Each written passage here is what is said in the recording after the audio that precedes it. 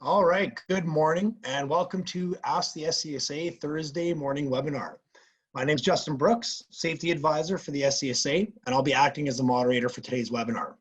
I just want to take a moment to discuss a few items before we get going. This webinar is being recorded and will be available for later viewing on Facebook and our YouTube channel. So if you're not following our social media accounts, make sure that after this webinar, give the video a like and a share and follow our pages to keep up to date on safety in Saskatchewan. During this webinar, we reserve the last half for a question and answer period. So if you have any questions you would like our team to address, just type them into the question and answer feature on your Zoom browser. We'll also have someone monitoring Facebook during this webinar. So if you're watching us from that platform, type your questions in the comment section of this video and we'll do our best to answer them. Today we'll be talking about scaffolding and we'll have a presentation delivered by Saskatoon Safety Advisor Bill Gazelle. Before that though, I'd like to give our panelists a moment to introduce themselves. So starting with Bill, let's get going. Good morning. My name is Bill Gazelle and I'm an advisor out of the Saskatoon office and happy to be here today to provide this presentation. Awesome, thanks Bill. Lori? Hi, I'm Lori Sins, Program Administrator out of the Regina office, and the Programs Department covers CORE, C-CORE, NCSO, and HSA. Thanks. Thanks, Lori. Mike? Thanks, Justin. Morning, everyone. My name is Mike Moore, Safety Advisor of the Saskatoon office. Perfect. And last but not least, Curtis. Hey, everybody. Good morning. Curtis Prod with the SCSA as a Safety Advisor. Awesome. Thanks, guys. Thank you very much for being here. So I guess without any further ado, we'll get on with our presentation by Bill. So Bill, whenever you're ready, you can just share your screen and we'll move forward.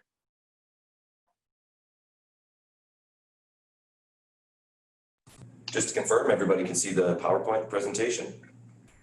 Yes. Absolutely. All right. So this morning, provide a presentation on some interesting information on frame scaffolding and some other types of metal scaffolding. So without too much further, let's move on to it.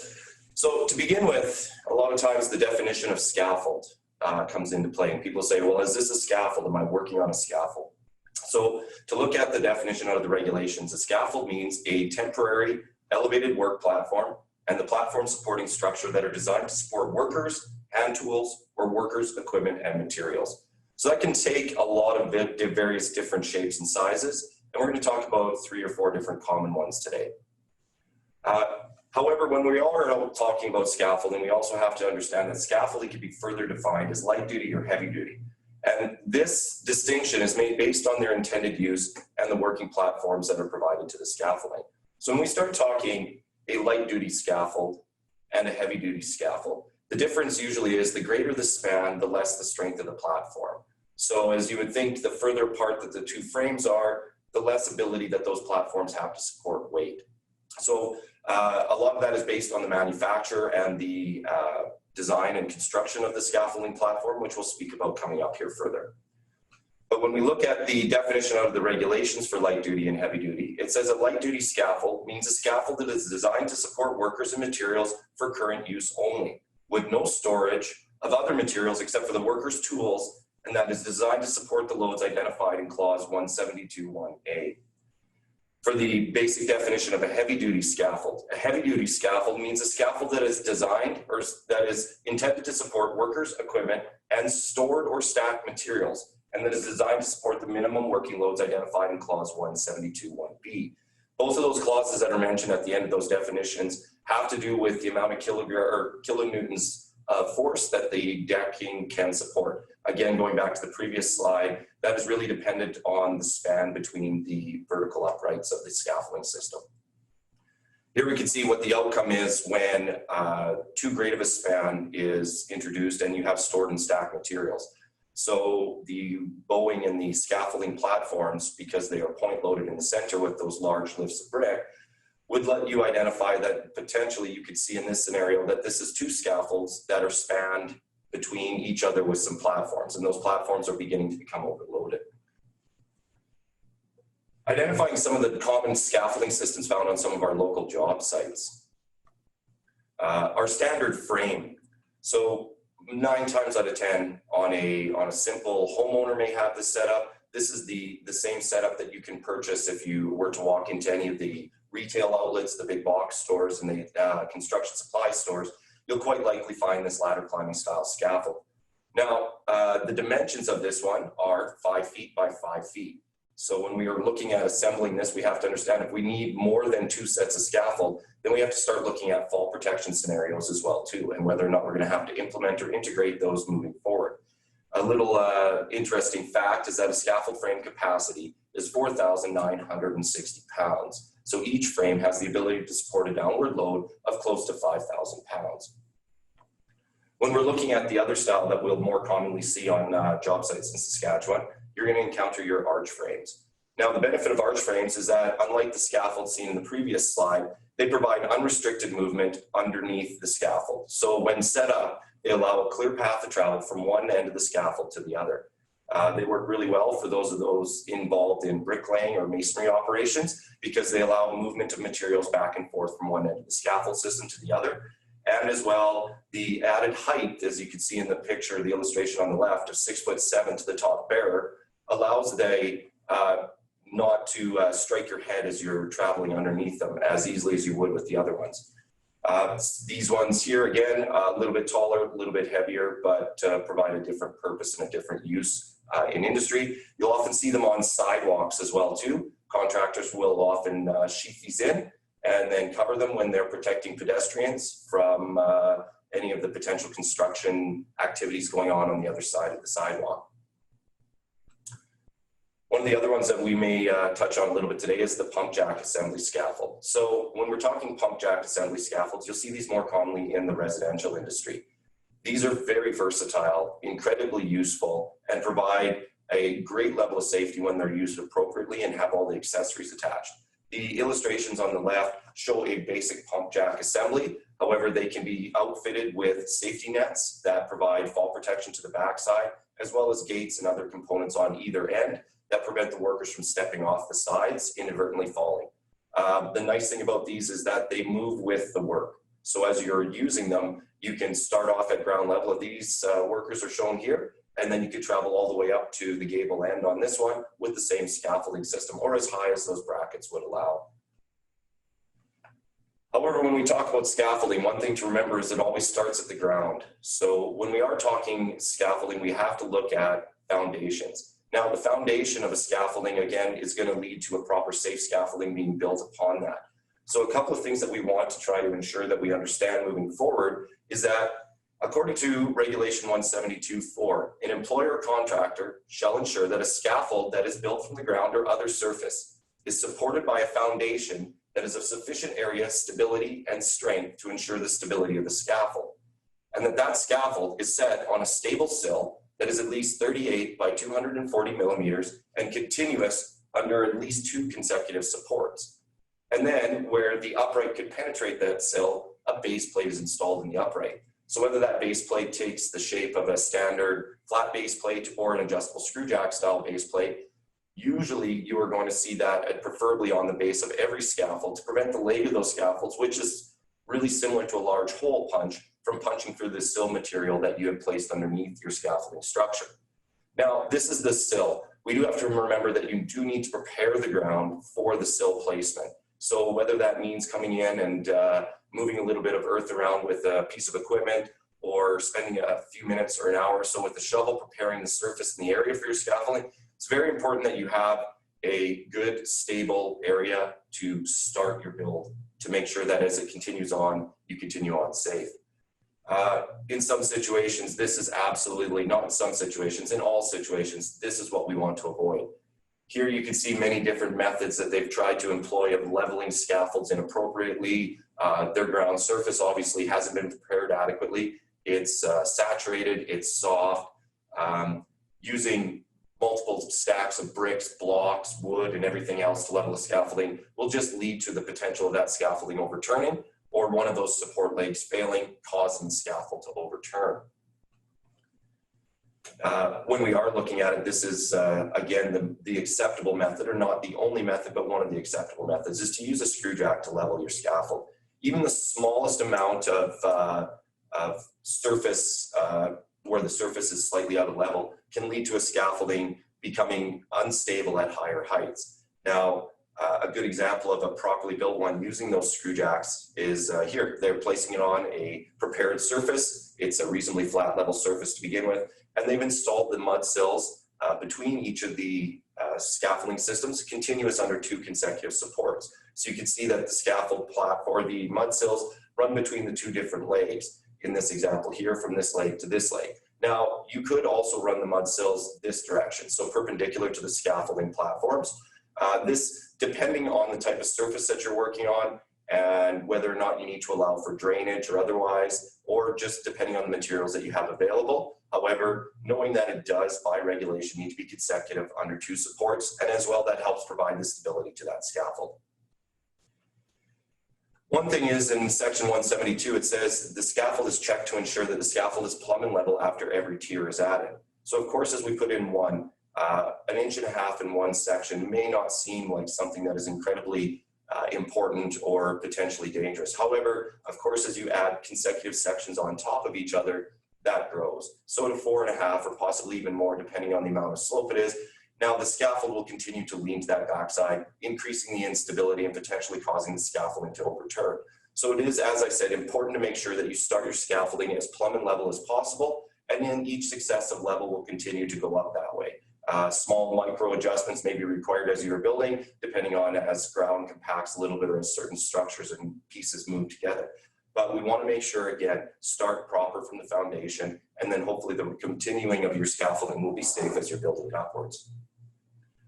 Now that we've built a now plumb and level scaffolding, we're going to have to look at what are the workers going to stand on. And when we're talking about working platforms, the regulation 174.1 is what applies to those. So in 174.1, it says an employer or contractor shall ensure that scaffold planks are inspected by a competent worker. So a competent worker means knowledge, training, and experience. So those planks are inspected by somebody that has knowledge, training, and experience on what to look for defects.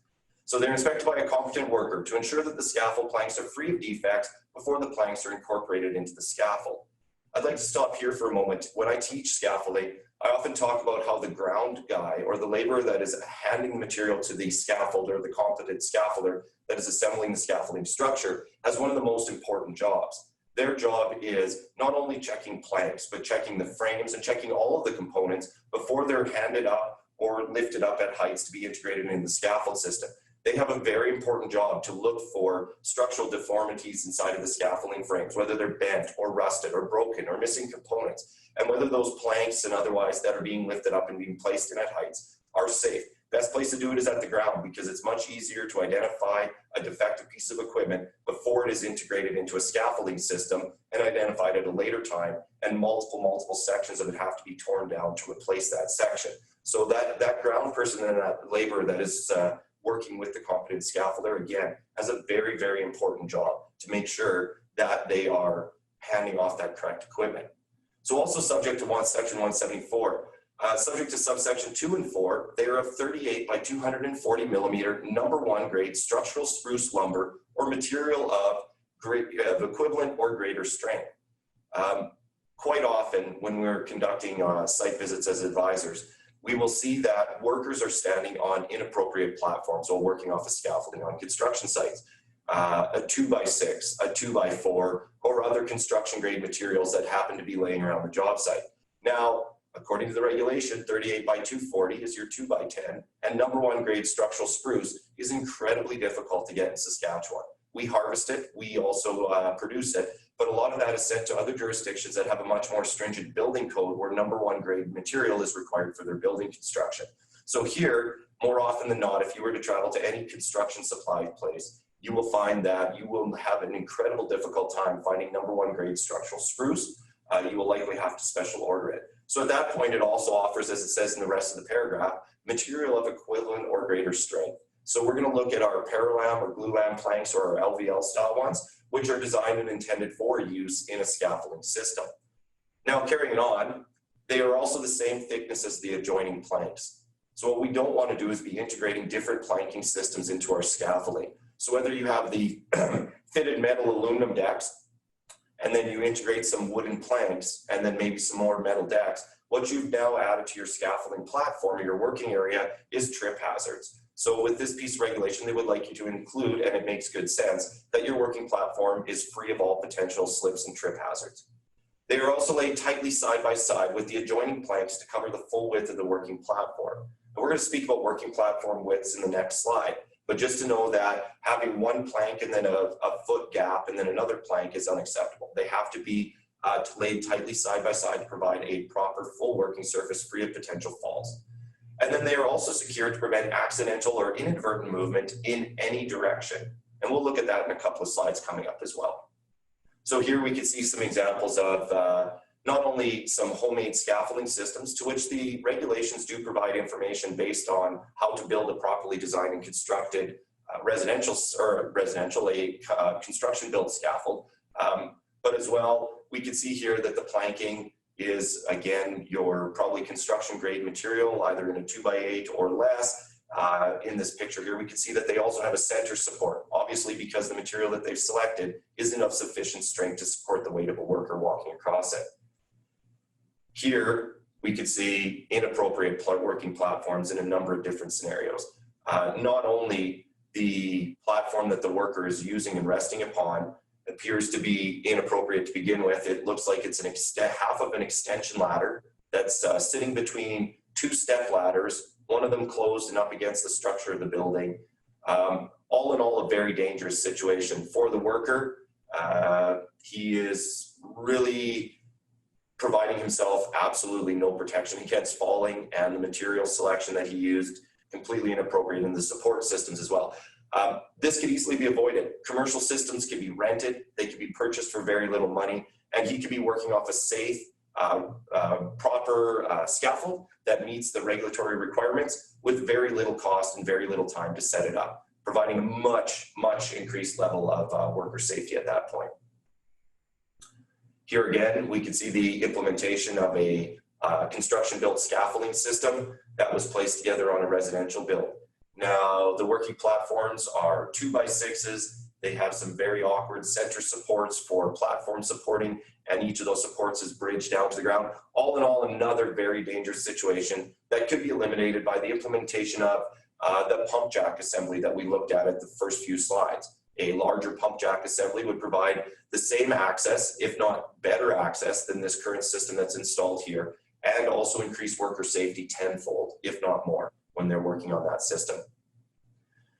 So as I said, when we're looking at our manufactured planks, so if you cannot find your #1 grade structural spruce, which I guarantee you'll have a very difficult time trying to locate locally, this is what you're left for options. So you have your LVL style planks, your steel or aluminum planks, and then the one that's your common aluminum style plank with the hooks on it that attach to the bearers of the scaffold.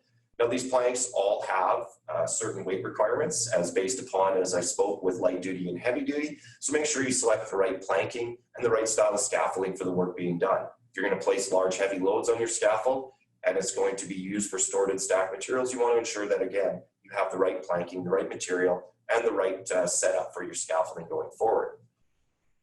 When we talk about those working platforms, as I mentioned earlier in a couple of slides, subject to subsection 4, an employer contractor shall ensure that a working platform is at least 1/2 meter wide in the case of a light duty scaffold, and is at least 1 meter wide in the case of a heavy duty scaffold. So when you're using a light duty scaffold and you're installing planks on it, you need to know how many planks are required to make yourself a proper working platform. We can look at your aluminum extruded type scaffolding platform is 482.5 millimeters in width, and your wooden planks are 230.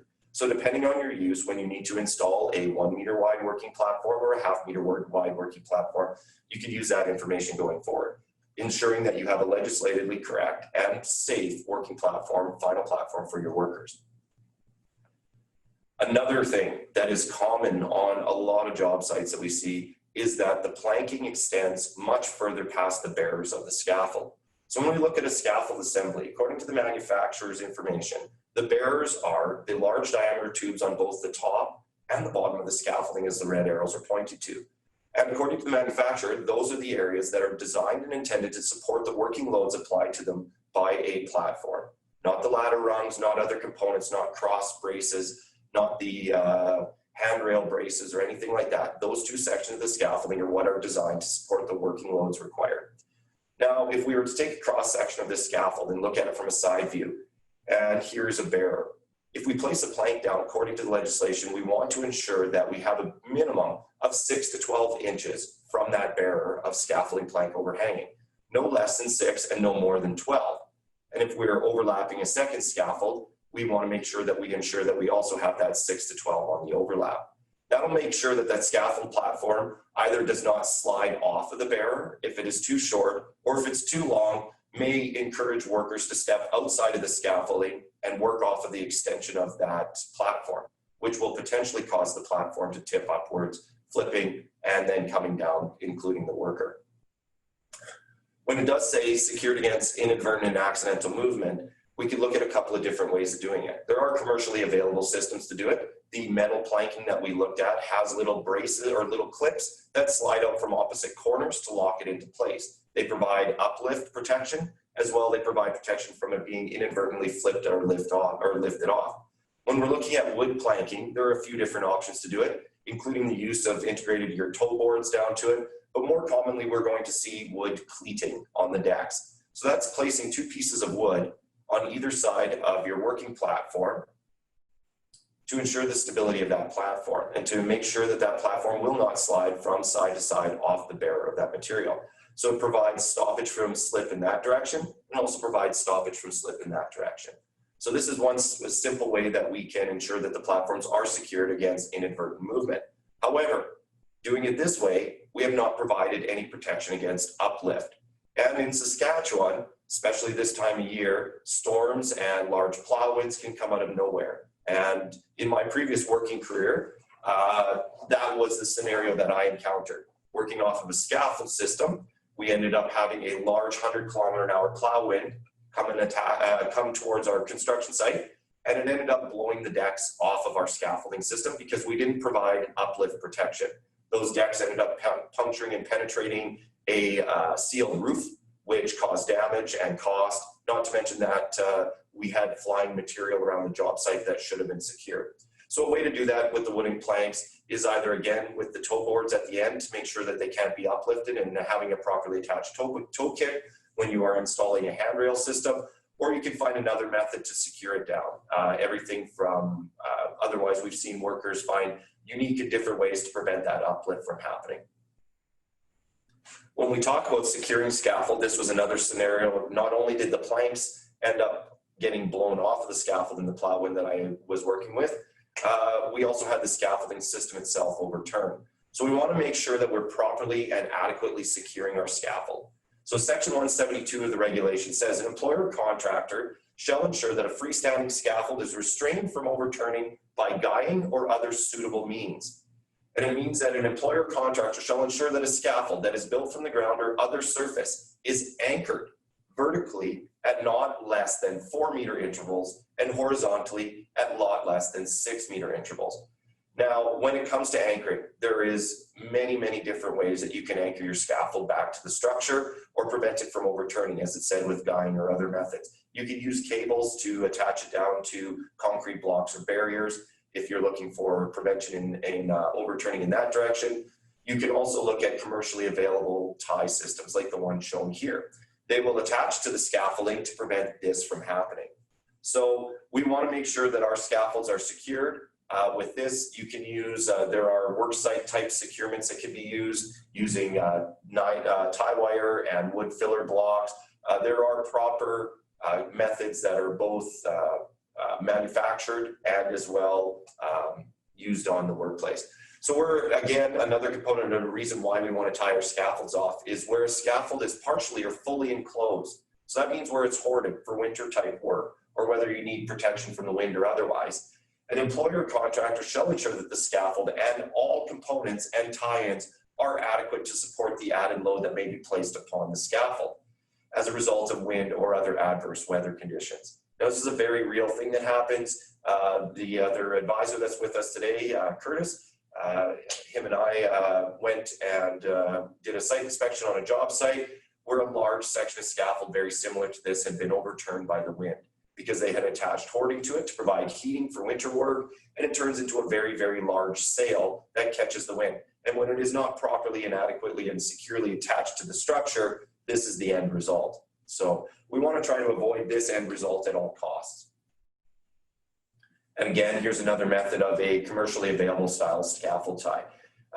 For any of these type of components, one thing I can recommend is contact your local suppliers. We have some very, very knowledgeable local suppliers, both in Saskatoon and Regina, that have all number of types of not only scaffolding systems, but ties that will work for the type of job you're doing, whether it's stucco application or working on pre-edged steel buildings or otherwise. They have the right tools and the right equipment to help you safely perform your job at heights working off a scaffold.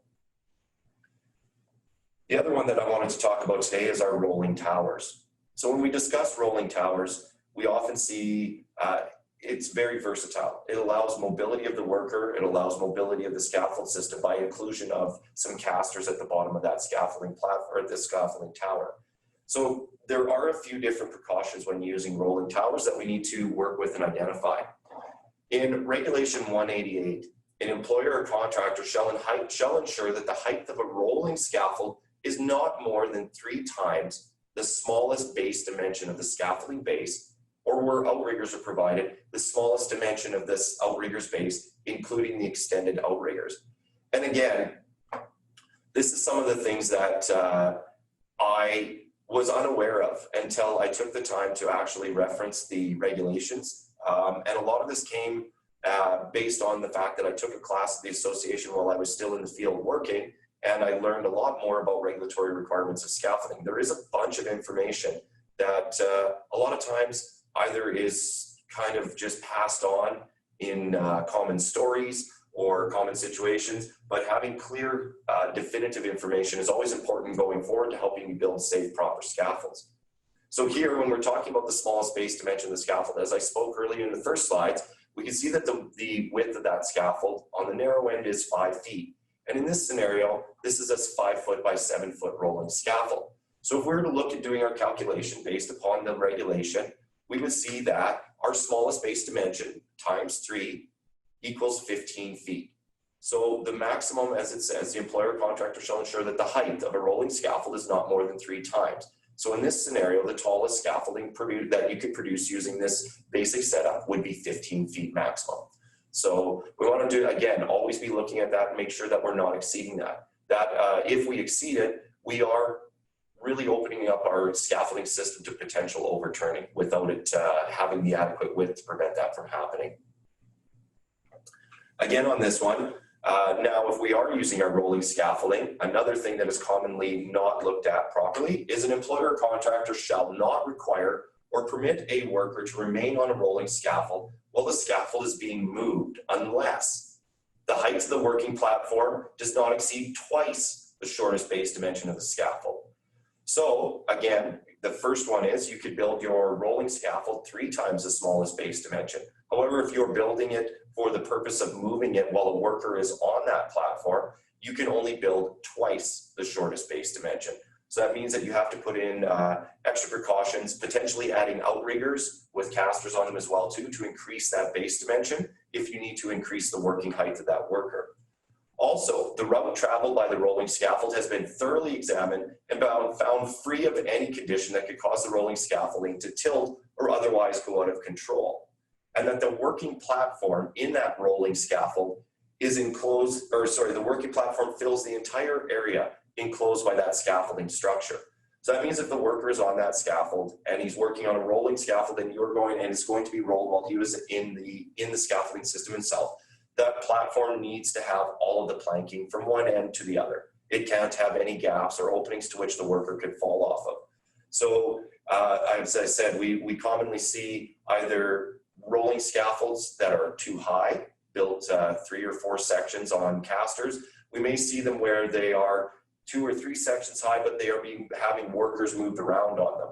And they might have 1 or 2 planks, one placed on a bearer, one mistakenly placed on a ladder rung of the scaffolding system itself. So we want to make sure that we are building proper legislated and completely compliant scaffolding. Now, at this point, when we look at 2 times the base dimension, if we're using our standard scaffold the 2 times the base dimension would put us at 10 feet. So at 10 feet, including the height of the casters, that means that the workers now have to start looking at fall protection systems to provide safety to the worker while they're on that scaffolding. So when we're looking at those fall protection systems, they can look in various different shapes. And we'll touch on that in a few different slides, and what is a compliant fall protection system for working on a scaffolding and what isn't.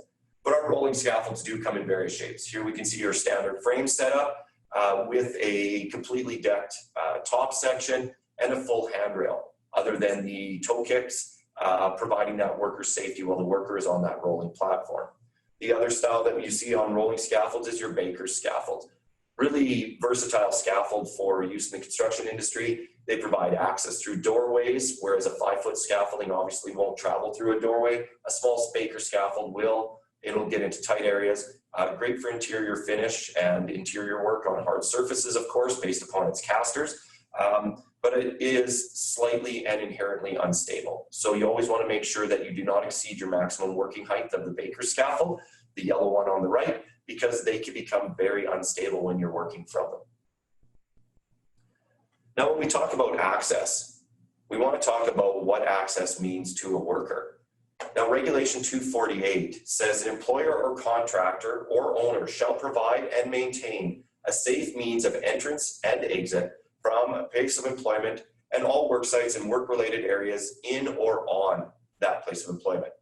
So what that means is when we're looking at scaffolding, we want to look at ways for the workers to safely access that scaffolding system. So if you've built a large scaffolding assembly along the side of a commercial or residential building, certain scaffolding has provisions to allow you to climb it. However, the best way to provide worker access is by providing interior stair sections or exterior ladders that are separate from the scaffolding system itself.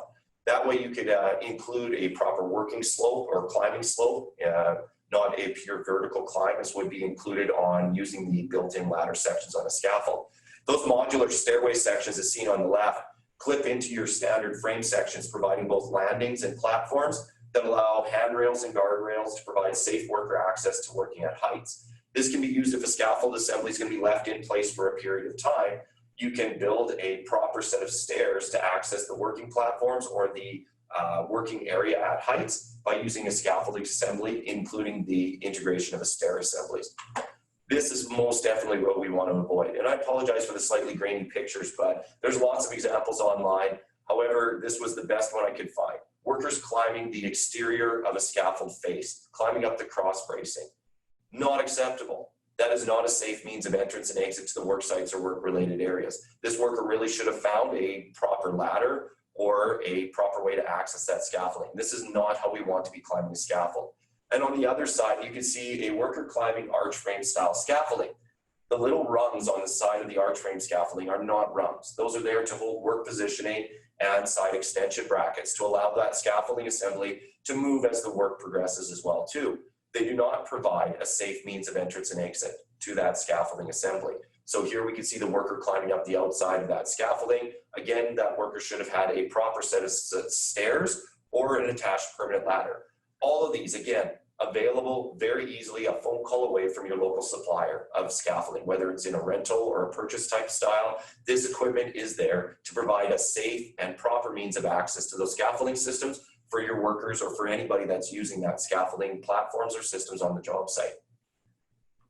When we are working at heights, we have to think that there is a fall protection potential, right? Anytime that you're working at heights, there is always the potential of falling. So we want to try to mitigate that as much as possible, also including working off our ground levels. But for the purpose of working on a scaffold, an employer or contractor shall ensure that workers on a use a fall protection system at a temporary or permanent work area where a worker may fall 3 meters or more, or there's possibility of injury if the worker falls less than 3 meters.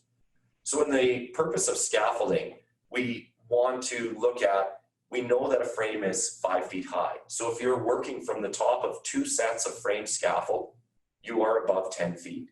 So you need to integrate a fall protection system somewhere. Here we can see on the illustration on the left, some working platforms at great heights. Of course, the worker is not adequately or properly secured. However, on the right-hand side, we see some standard ladder frames. They seem to be built properly, assembled, reasonably well. However, that worker is on top of 3 sets. So that worker is working from a height of 15 feet. At that point in time, that worker should be using or have a fall protection system implemented into that scaffolding, whether that's guardrails or handrails, or whether he has some overhead anchorage and is using a personal fall arrest system or a travel restraint system to ensure that he does not fall off that scaffold. This is another common misconception. Cross braces on your scaffolding are not a compliant guardrail.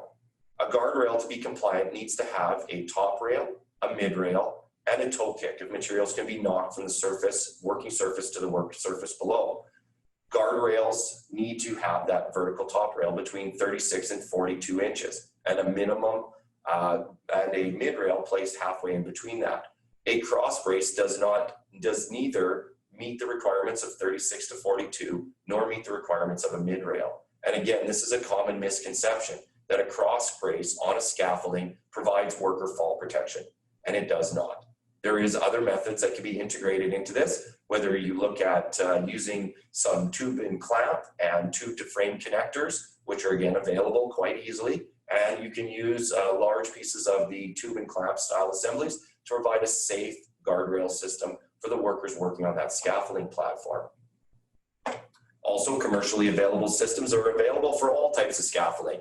Here we can see the one for the frame. On the right-hand side, we can see it being used in a tube and clamp style. And then it can also, of course, be built when you're using system style scaffolding as well too, with the standard size ledgers being placed between the vertical uprights. And that's all I've got for you. I would love to answer any questions or try to answer any questions. I believe Lori wanted to speak a lot about her experiences scaffolding and provide insights to safe operation within that scaffolding assembly. So I look forward to answering some of the questions, and so does Lori. Awesome. Thanks, Bill. You know, it's very difficult to fit in not only, like, I mean, at the SCSA, we have a frame scaffold awareness. We also have a system and tube scaffolding awareness course. You know, those are 8-hour classes. It's almost impossible to fit in everything there is to know about scaffolding in a 30 to 40-minute presentation. This is why we have apprenticeships for scaffolding. But, you know, I think that's a lot of information, and it's a great, you know, this doesn't, it's not a substitute for training, but this is a really great presentation to play for your workers, for those that are watching now or want to watch the whole thing in the future here. So what we'll do is we'll try and get to some questions. With the time we have left, we have some questions for program services as well as questions on the scaffolding. So let's just kind of start at the beginning and see what happens. So my employer rented scaffolding. It is tube and clamp. There's no inspection tags on it. Can I continue to use it? Well, the question would be, was it inspected by a competent person daily when in use and before each use? Without any type of scaffolding tags, it's very difficult to verify that it was. Again, somebody could say, yeah, I inspected it, it was checked, we looked at it, it's all good to go. But is there any way for a worker to actually verify that those inspections have been done? I would make sure that, again, that there is some visual way placed usually at the point of access of that scaffolding, letting you know if there's any precautions in its use. You may see that without the tags, you would have a difficulty understanding whether or not fall protection is required in certain areas, or whether there is any type of, sometimes you'll find that scaffolding, a guardrail may not be applicable because of part of the structure. So you may have to put other systems in place or not access those areas, or it may be red tagged for repair or service. So make sure that there is some sort of tagging there. It does provide that worker knowledge prior to accessing that scaffold.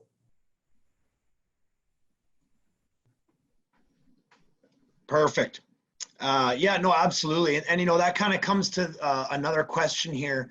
Like you'd mentioned, access to the scaffold, as well as, you know, there's a lot of procedures that go into it. So I'll kind of mix these two questions together.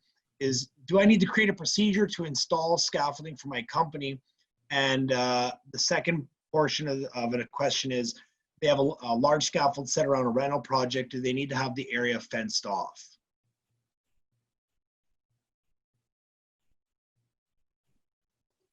So as for building a procedure for setting up your scaffolding, I would definitely refer to the manufacturer specifications on that, because they should have everything in place that they can provide you to properly set up that scaffold as per regulatory standards as well. And then as for fencing around your area, that is a very good practice to absolutely fence your area to ensure that there's nobody climbing on your scaffolds that is not intended to be on there. And like Bill said, when it comes back to tagging that scaffold, to ensure that it's tagged and everything's in good place by a competent person.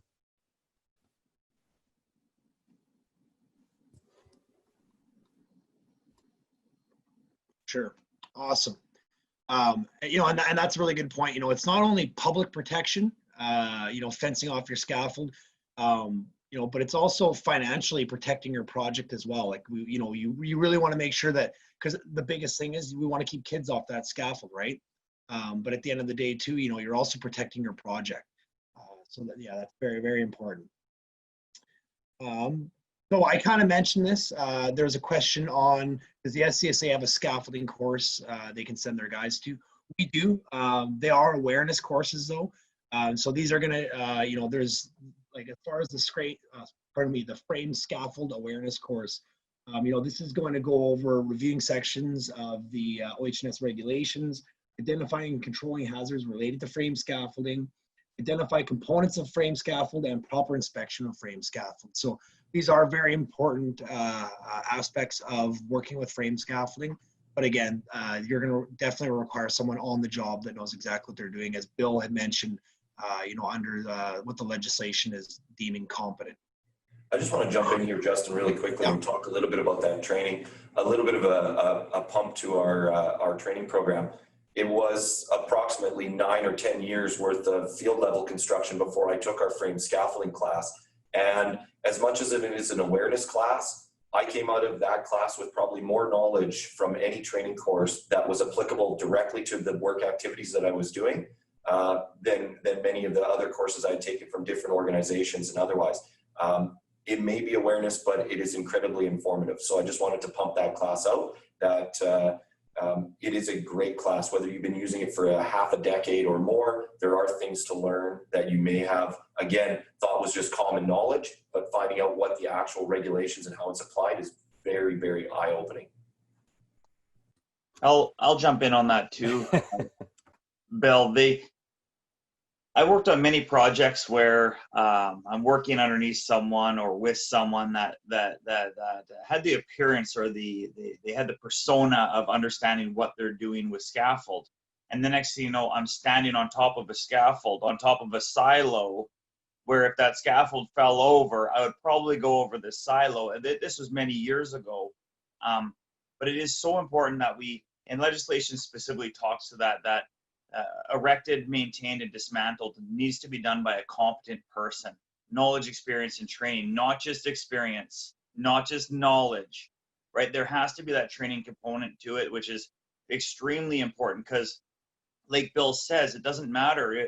You know, I get taught by my Uncle Jim, then I go work with Fred, and then I go work with, you know, Roger and Rick, and I work 10 years in the field. And then I step into a scaffold course, and there's a whole bunch of eye-opening things that I realized that over the years, when I'm standing on a scaffold and that baby is tipping back and forth like this, or the ground's improper, or there's freeze thaw, or there's all reasons for this happening. So I'm in the field, I'm working, and I find there's something sketchy about my scaffold, and then I take a course and I take a little bit of training, and I find out that is actually there's ways to make sure that your scaffold doesn't do that, because it's legit not only illegal to have scaffold do those things that are risky and scary, but it's also, in a practical sense, like it's a risk that's unnecessary. So there is ways of doing scaffold, and it starts from the ground up. Like, it is a step-by-step, brick-by-brick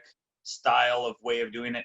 If you miss on the first step, you're going to suffer on your second, third, and fourth step of that scaffold. So it's very important to understand each step and the precautions to take and the requirements behind those. So just wanted to touch base on that.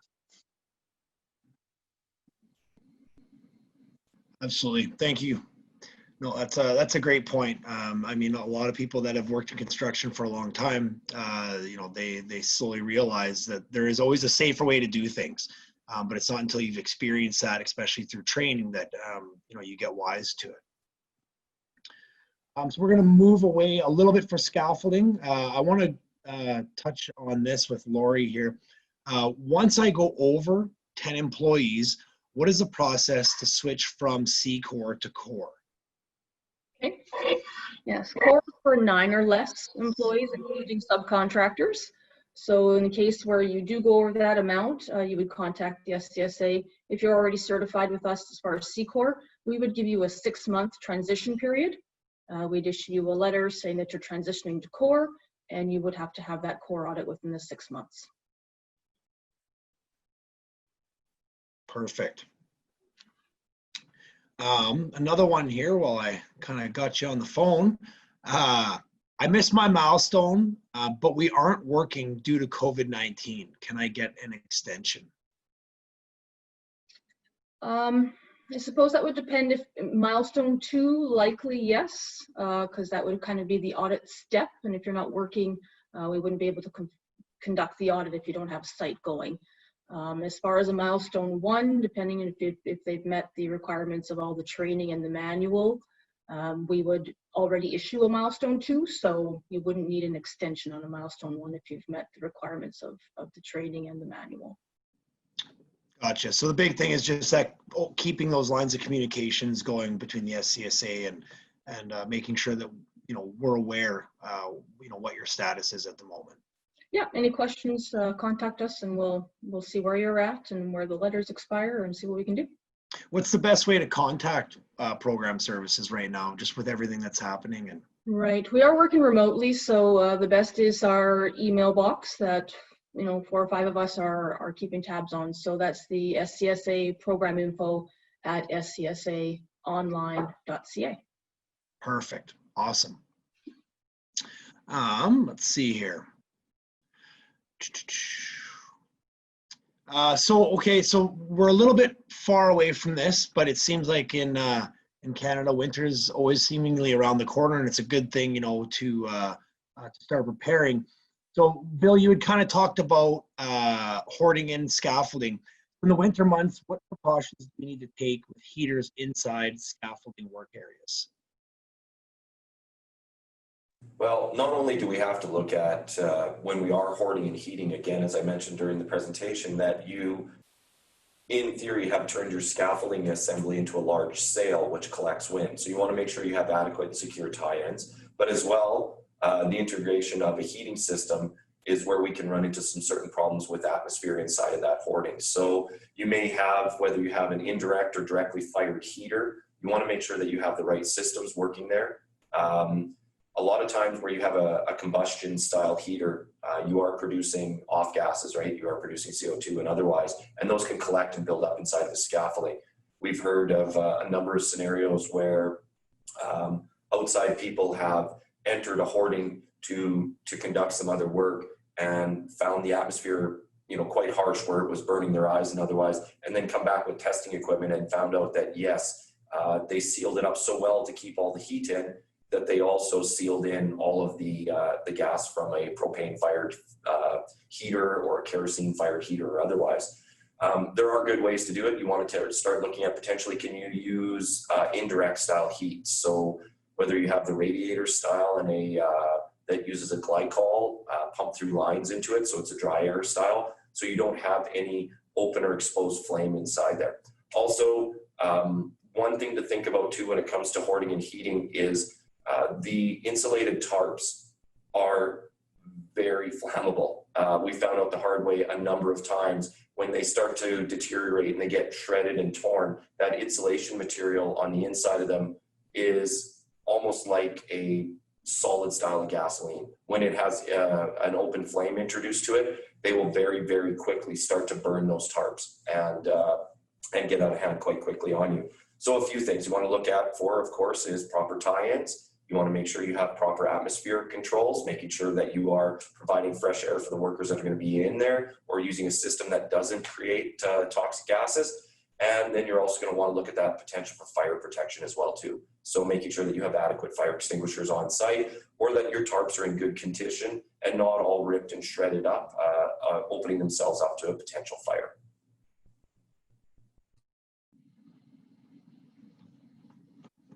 As part of that's 100% Bill.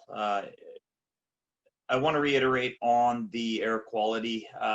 If you're going to be hoarding a scaffolding, and especially if you're going to be using a direct fire heater, like something similar to these ready heaters, things like this, I've heated like that before. My old shop at home, before I got into safety, and I was using that, and I would, like Bill said, come in and my eyes would be burning. I'd be tired. I've worked in areas like this. On a work site, I highly recommend an air monitor to address that issue. If you're wondering at all, go get an air monitor, check it out, because potentially for 6 months of the year, you're exposing yourself to toxic fumes to an unacceptable level where potentially you make $1 today, and you make $1 tomorrow, but 20 years from now it developed cancer. So it may not be worth the long-term effects of that style, or not addressing air quality within your hoarding. Just to add to that, Mike, there are so many different options for indirect heating, and they're cost effective. They're much easier to obtain nowadays. Many of the rental agencies and organizations have them. Whether it's a indirect fire diesel heater that runs through the socks that you can pump direct, dry, clean air into your hoarding, much better options than using a direct fire heater inside of there and producing those gases. Perfect. Awesome. Thank you. This is another question here for Lori. This is a good one. Something that, we're in new times right now with the way we're auditing. This person asked, my audit is later this year. I can scan most of my documents, but not the hazard assessment booklet. So I'm assuming they get the booklets from us. Will I be able to drop the documents off to the office? Right now, we're not accepting any paper documents. As far as being their audit scheduled later, I guess we may have to see how the restrictions might be lifted at that time, and see if that's something that we'll be allowing. But for now, I'd have to say that everything is supposed to be scanned to that FTP. Perfect. Awesome. Thank you. Here's a question. Do you offer fall protection training right now? I'll jump in and answer that one, Justin. Yes, absolutely. Every Wednesday, you can see me here in the SCSA soundstage in our Saskatoon office, providing a live instructor-led fall protection course. We've completed 6 of them now. The reviews have been fantastic. It's been a very engaging time, and you are receiving the very same class that you would in our classroom-based provided in our classroom as you do live online, including the practical evaluation of your harness fit and the inspection components. It is really a successful way to try to produce this fall protection in this time, as well as hopefully carrying forward to allow.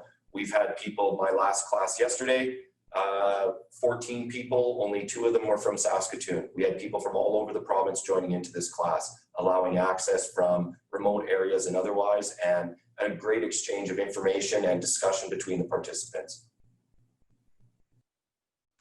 Hey, Bill, just a question on that. So how does the harness fit work? Do they have to provide their own harnesses? Yes, that's one thing. Thank you for bringing that up, Curtis. That is a mandatory requirement for the class, is that you bring your own harness to the class, because part of that is inspecting your harness and fitting your harness. To touch on that, just to expand a little bit more on what Curtis had said, so far out of the 5 classes that we've completed, in each of the classes, whether it's 1, 2, or sometimes 3, we've identified either defective or faulty harnesses that the workers were using, or we've also identified that workers were being provided harnesses that were completely inappropriate for their body size. There is, it's information again that I was unaware of many years ago. that it doesn't one size fit all when it comes to personal fall protection equipment, that you do need to have the appropriate size stuff. So we were finding people that no matter how much they adjusted their harness, they were not able to receive a proper fit on it because they were of the wrong body size for the harness that was provided to them. So it's been great that way. We have, again, not only provided the worker training, but provided good information to make them safer going forward into the job site. That's a great point. It was far too often in my time that I spent in construction that you would see people, not only that, you know, weren't necessarily, didn't seem like they had the training, so that you could tell that their harnesses weren't done properly, but even when they looked as if they were trying to wear them properly, they just didn't fit. You know, or they weren't inspected properly, so you know they were on their last leg, so to speak, right? So yeah, that's a really good point to bring up. Just so that everybody's aware, in our chat, we have a lot of links here that are posted. So more things on program information, our scaffold training is put in there. Toolbox talks on scaffold safety and system scaffolding. And you can also check out all our current courses that are available. We have a lot of online courses that are available that are instructor-led, as well as a lot of awareness courses. So we have a few more minutes left, so I want to get to the last couple of questions here that we can. This one's a good one because we had talked about, Bill, you talked about in the presentation about ensuring level ground and ensuring that your scaffold is level and the offsets that can be done once you get up you know, a couple of stages up. So the property owner has not hired anyone to fill the dirt back in below the window wells. I'm putting up siding now and working around the uneven ground. Is it my responsibility to shovel the dirt back in?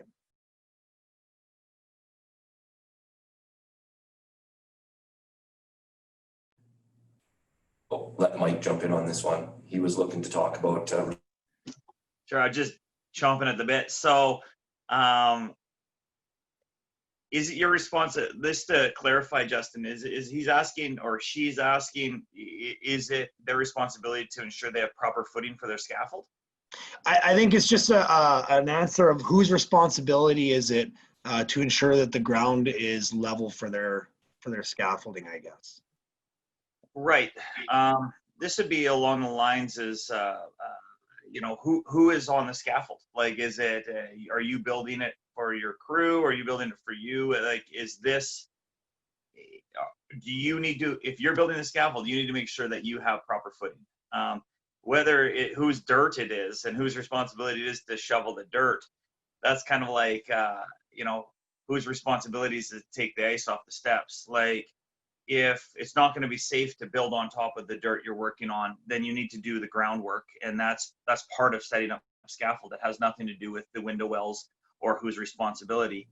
If you want to wait a week for someone else to fill the dirt in so you can build your scaffold, then by all means. But building scaffold on unlevel ground is because of responsibility to shovel dirt would be it's kind of semantics, I would say. Maybe I'm misunderstanding. Bill, will you jump in?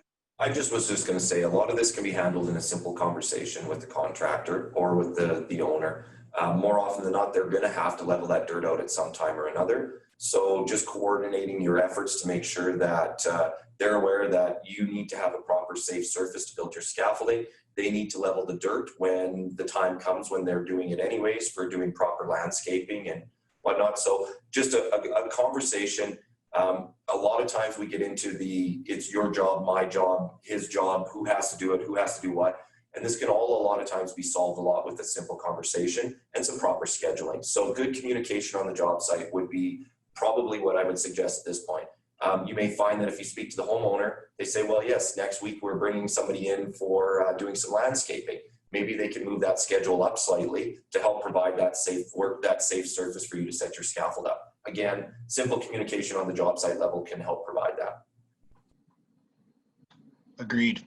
Anybody that's spent a lengthy amount of time on site knows that it doesn't matter the size of the site. It could be, 4 to 12 people on a small residential site, or, you're looking at 150 plus on a large commercial site. Communication at any level is absolutely vital. So, well, perfect.